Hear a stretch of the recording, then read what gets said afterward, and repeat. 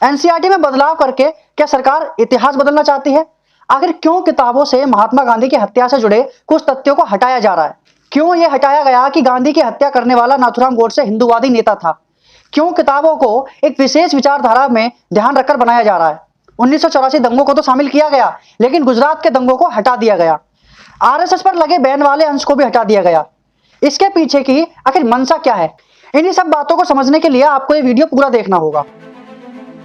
NCERT की किताबों पर जो रिसर्च हुई है, सर एक मिनट, अकबर का जिक्र 97 बार, शाहजहां का जिक्र 30 बार, औरंगजेब का भी जिक्र 30 बार, छत्रपति शिवाजी महाराज का जिक्र सिर्फ 8 बार, महाराणा प्रताप का जिक्र सिर्फ 1-2 बार। सबसे पहले हमें एक बात जान लेनी चाहिए कि सच को छिपाया नहीं जा सकता, लेकिन हमें यह देखना होगा कि अब तक जो इतिहास में लिखा गया है उसका नजरिया क्या है। इतिहास के जरिए कहीं एक विचारधारा थोपने की कोशिश तो नहीं हुई है। अगर इस पर ध्यान देंगे तो हमें जवाब मिलेगा कि हाँ, काफी हद तक लेखकों ने सिर्फ तथ्य बताने की बजाय अपनी खुद की विचारधारा बताई है। असल में होना यह चाहिए कि किसी भी किताब में किसी भी इतिहास का केवल तथ्य बताना चाहिए।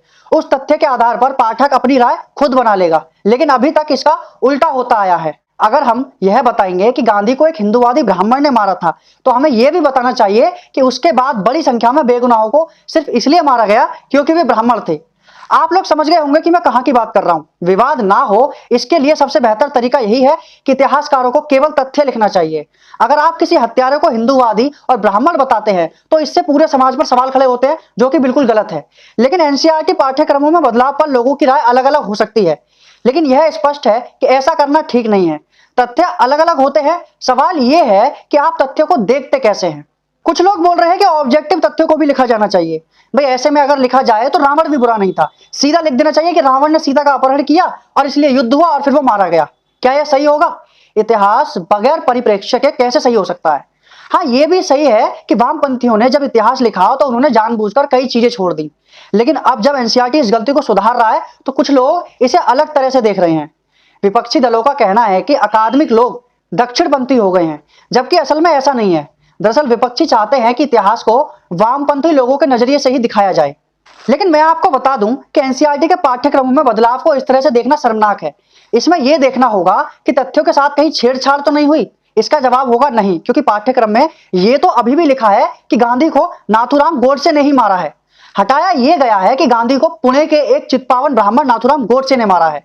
यह लिखने की जरूरत नहीं है। नाथूराम गोडसे ने ही गांधी को मारा है, यह सभी जानते हैं, लेकिन इसके जरिए एक विशेष धर्म को और जाति को टारगेट करना यह गलत होगा। अगर ऐसा हो रहा है तो फिर यह भी बताना होगा कि गांधी की हत्या के बाद बड़ी संख्या में चित्पावन ब्राह्मणों को मार दिया गया था, जिसमें काफी सारे बेकसूर ब्राह्मण मारे गए थे।